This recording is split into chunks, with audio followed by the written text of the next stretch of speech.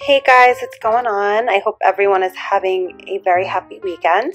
So I'm just here to tell you a little bit about a book that I recently purchased. So I actually purchased this for my father, and I myself actually got kind of interested in it and read it. It's very, very good. This is called The Gospel According to Luke.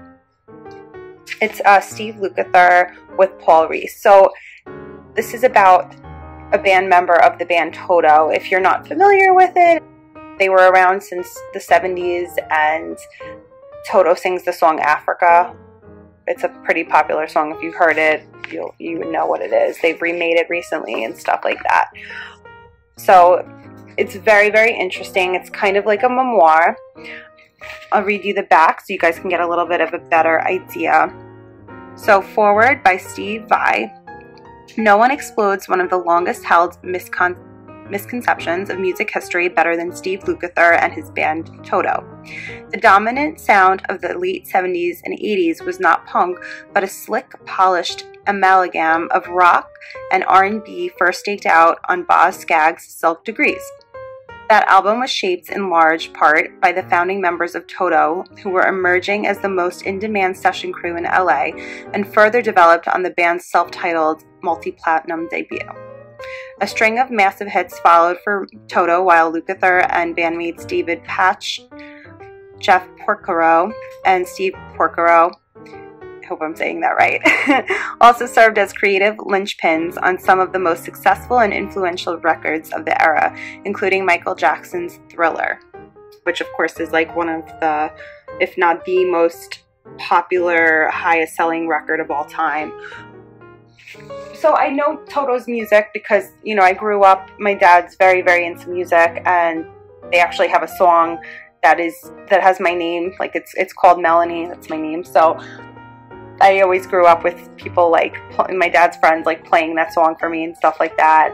And my dad's very into like not just music, but the history behind the music, behind the band, all that stuff. So he actually recently saw Toto perform, and he said it was one of the best, and he's seen so many bands perform. He said they were amazing, and he feels like they're so underrated.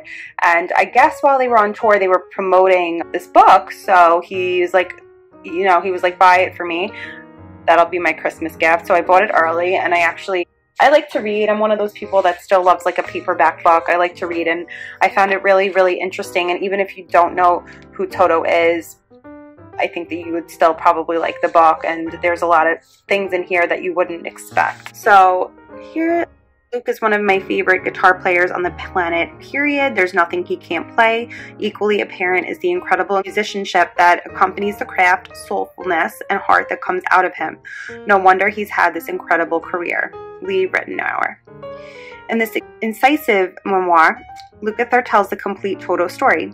He also lifts the lid on what went on behind closed studio doors, shedding light on the unique creative processes of some of the most legendary names in music, from Quincy Jones, Michael Jackson, Paul McCartney, Stevie Nicks, personal favorite of mine, and Elton John, to Miles Davis, Joni Mitchell, Don Henley, who is in the Eagles, Roger Waters, part of Pink Floyd, and Aretha Franklin, Queen of Soul. Lukather's extraordinary tale also encompasses the dark side of stardom and the American dream, which I found very interesting because a lot of that you don't really see or you don't hear about, especially back then. You know, social media wasn't really around at all, neither was the internet. Frank, engaging, and often hilarious. Yes, it will make you laugh for sure. The Gospel According to Luke is no ordinary rock memoir. It is the real thing. It's just very honest and very interesting, and I don't want to ruin the book for you, but there's just like a lot of surprises and a lot of things that'll make you go, wow, like, you know, that went on behind closed doors. And it's just very, very interesting. Cover photograph by Lawrence DiMarazio. Post Hill Press is I guess the ones that printed out the book. And I think it's so wonderful having a paperback book to just read. I mean, I know I have a Nook myself and I love it, but sometimes there's just nothing like picking up a paper book and a paperback book and just like reading a little bit about it, you know? I think this is cute. To Tina, Travlily, and Bodhi, the true loves in my life, forgive your old man for his crazy antics. So it's dedicated to his children, and kind of interesting. I'm sure as his children, they were interested if they read this book and some of the antics they got into in the 70s and 80s, but I'm sure you guys can imagine. But I've always loved, like, I love movies too that are like about, you know, Walk the Line, like the Johnny Cash movie La Bamba, Buddy Holly story, like stuff like that. I've always been interested, and the books, a lot of them are books, and the books are even better than the movie because they're so in full detail, and I love hearing about what went on behind closed doors. There's another book about Eric Clapton's life and the craziness of it and what went on behind the scenes that you didn't see if you went to these performances back in the day, and it's incredibly interesting. And you could, you know, some profanity and stuff, and like some some stuff that's R-rated, but definitely give it a read and you'll be so interested. And I'm telling you, even if you don't really, you know, oh, Toto's not really my kind of music, even if it's not, just to read it and just to see what, you know, all that used to go on back in the day, I think you guys will be interested. It's interesting, almost sad at times, and funny and happy and crazy and insane, and I think this book just has a little bit of everything. Guys, like any kind of music at all, I definitely think it's worth a read for sure.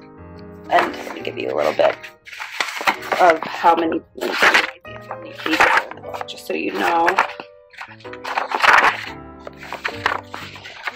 It was like an easy read. It really was. I went through this. Well, I mean, if I had more time, I would have went through it faster, but I would say it took me 2 weeks to read this before bed.